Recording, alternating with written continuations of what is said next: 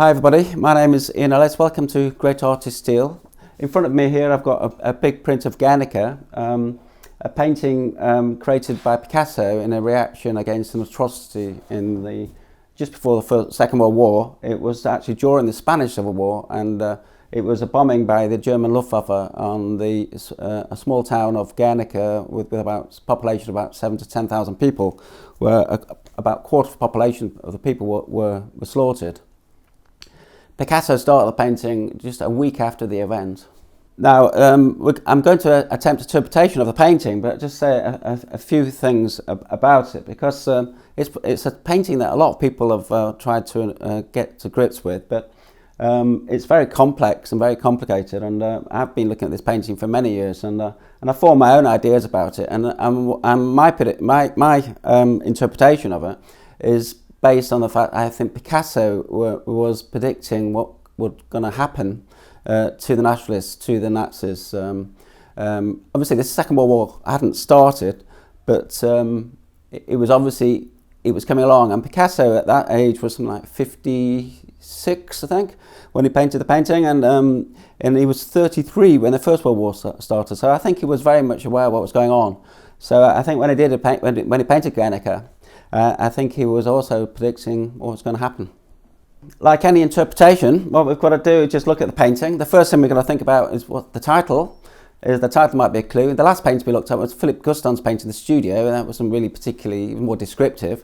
But with Picasso, the actual title Guernica throws light on what he's painting about. I mean, he knows exactly what the image is about. So if you look at it, and a lot of people have seen this already, that it's a Spanish bullfight, and it's an analogy of the atrocity, using the ideas of the bull against the horse, with the matador down the bottom.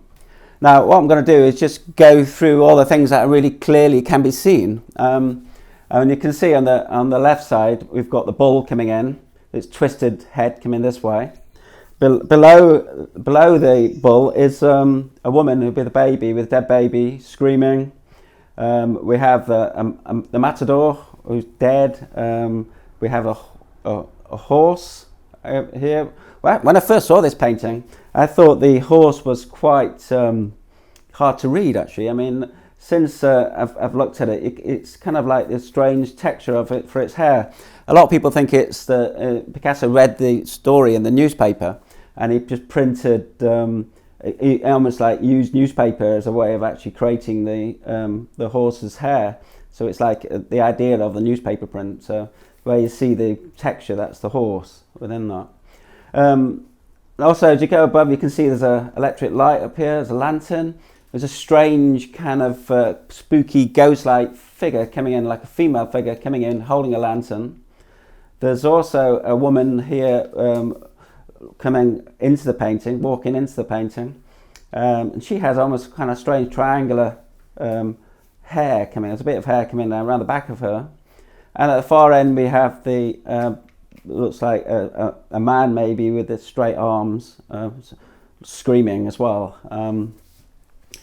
Anyway, that's what we can clearly see. There are also things that it's hard for you to see because you're looking at a print. And what I've done, I've just I've got a bird here, and you can see there's a kind of like a knife shape here, and I've just shown you what it is. It's a knife, and it's looks like a slaughtered bird with its wing falling downside. You can't really see that, but I'll just show you that. Looking at there, that's in there. Down there. Now, looking at any interpretation, what's the thing that makes you want to interpret it, obviously, is the oddness of the subject. What you'll find with the Picasso painting is kind of avoided aeroplanes. You don't see any kind of thing, or it appears like he's avoided aeroplanes. But it also is kind of hidden things. It appears to have hidden things where it looks very odd around here. And this is the oddness I was talking about with the Philip Guston. I think when you're looking at a painting, you're trying to make a sense of it. It's the oddness that you try and make sense of. So for me, I was trying to make sense of what's going on here. There's lots of little lines that don't look like they're part of the horse.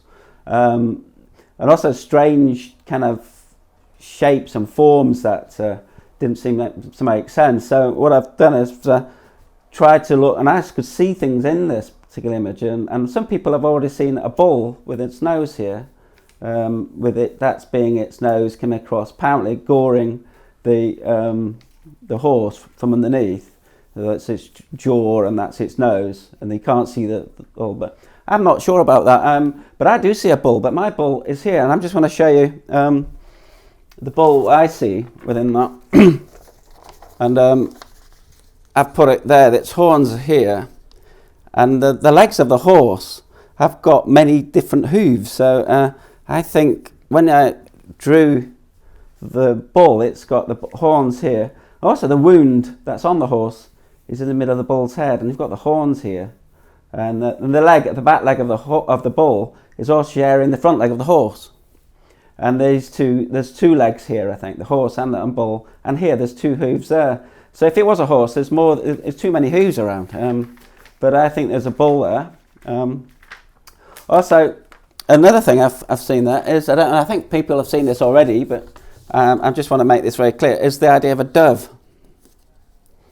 And the dove is holding the lantern as well in its beak, and it's almost like perched on the leg of the horse within that. Now, the dove itself, I think, is hiding a skull. Now, again, I've seen on the internet that quite a few people have seen a skull from the side view, with that the jaw and the chin, and that's the eye socket coming out, so it's looking there. But I don't see that. I see a kind of, I do see it could be there, that's fine, but what I see is a big skull, and the top of the head of the skull is the light bulb here, the electric light bulb. And when you see the wing of the bird here, that's the back of its head. So the bird's coming around there. Now I'll just show you what I've done. I've put that in, and you can maybe see it. I've still the actual wing of the dove is hiding the other side of the mouth here, and the horse's body is hiding the other side of the eye. But you can see the eye, and the actual nose of the skull is actually the neck of the horse. You can't see. I've taken out this lines exist in the painting, and for me that's the line of the eye socket and the bone coming down here. You've got the actual bone of the skull, and again the skull has a wound on the cheek, which reminds me of the Nazis in the war, where you get kind of like symbols of bravery, where they put a scar on their face. So that fits into the cliched kind of Nazi, and it's a skull. Now, another skull I saw was this one. Now this is over this side, where the bull is twisted round. You get the socket of an eye here, and which is formed by the whiteness of that. And I think this is why he's made the bull white. And the way the bull's been cut as well, it's kind of looks almost like the bull's been turned into some kind of trophy, like it's been cut and sliced. And this is part of the prediction I'm talking about. Now if I just show you the actual skull, and it's a skull of, I think, of a lamb skull, which brings it into kind of Christian iconography within the painting. And if I just put that down there, and I'll show you as well the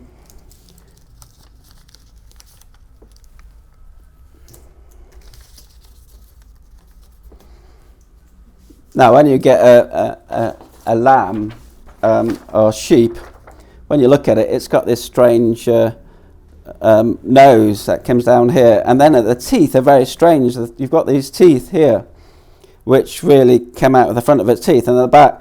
And what's interesting is that the teeth here are created by the bull's hooves within that, but also the nose of the matador. So you've got the nose of the matador creating the teeth. And so you've got that skull of a lamb, and obviously this is the idea of the slaughtered lamb, or the lamb of God. A lot of people see the matador as being like in a crucifixion position, which I think that falls into the idea of this. So what we're looking at is these odd kind of things that are hidden. And the next thing is why? Why has he hidden them? There's one thing I just want to mention before I finish the interpretation, is this idea of things you can't really see that well. I mean, if you look at this horse, it comes in front of it, on top of the where we found the bird, the slaughtered birders, we find a table. And the table itself has got this really sharp point that comes in. So it kind of fits in with the idea of the slaughter, where the actual bull's coming across, and its sharp point is almost like attacking the horse, and then you got these symbols of good coming across. And if you look at the woman here, she looks like she is kind of an aeroplane coming this way with a similar sharpness of a point, so like wings. She's almost like a performer, someone doing a performance thing, so like an opera. So the whole thing's like set in a slaughterhouse where everyone's got their really clear positions. But the things are hidden. Obviously, it had to be hidden in those days because of the fear that Picasso would have had of actually presenting this painting to a wide public, and a lot of people would be fascists, would be Nazis, and it'd be a very dangerous thing to do. So hiding it is a very important thing for Picasso to do, so he could actually say what he wanted and wait for someone else to see it. How many people have seen this? I don't know, but it fits in with this idea of the sharpness of the wound coming in, and then the Nazis with their straight arms, and the same point of the table here. It's like an aeroplane cockpit where the straight arms saluting Nazis come up and get what their due rewards, which also brings me back to the Christian idea, the Christian moral, and the saying by Christ, who talks about those who live by the sword shall die by the sword. And I don't think it's a coincidence that the sharpness of the sword that's broken is also the same sharpness as the table, and what I see is a cockpit. Anyway, hope you enjoyed that, everybody. The next painting we're going to be looking at is the Lucian Freud's painting. We're just going to be starting on his colour. The next interpretation video, we'll be looking at the Song of Love by Giorgio de Chirico. So hope you enjoyed that, everyone. Goodbye.